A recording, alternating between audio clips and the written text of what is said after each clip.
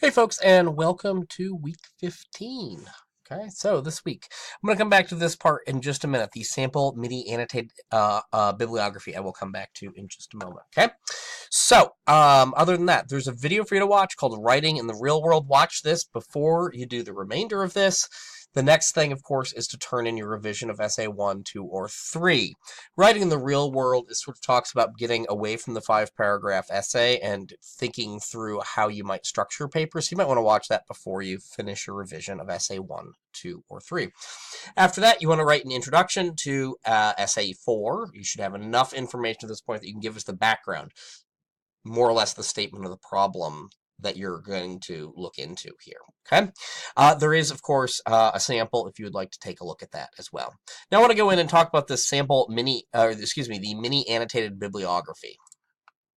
So I don't lay out an assignment for this because I think this sample will give you enough information. So for every source you've found that you're intending on using in the paper, I want you to write this annotation. Okay, it's a annotated bibliography.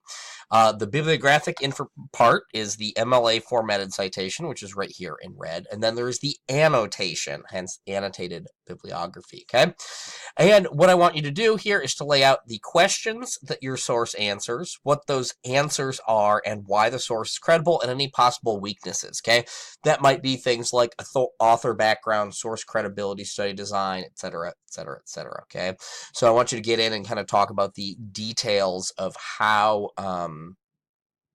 the study was conducted and whether or not that might impact whether it's good or not. So for every source, I want you to do one of these. You do not need to color code it for me. I'm doing that for your sake, although if you want to, I'll be glad to accept it.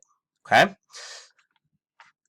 So that sample we just talked about is right here, and obviously just the folder to submit your own. So for every source, I want you to do one of those bibliographic entries and an annotation, and that covers those pieces, and submit that. Okay, this is a way for me to sort of know that you're on the right track and what the quality of your information is and how detailed your answers are. Okay, so I can kind of dive in and give you some more detailed feedback. Okay, of course, essay 1, 2, or 3 revision, your choice. You get to choose one, and the essay 4 intro for my perusal as well.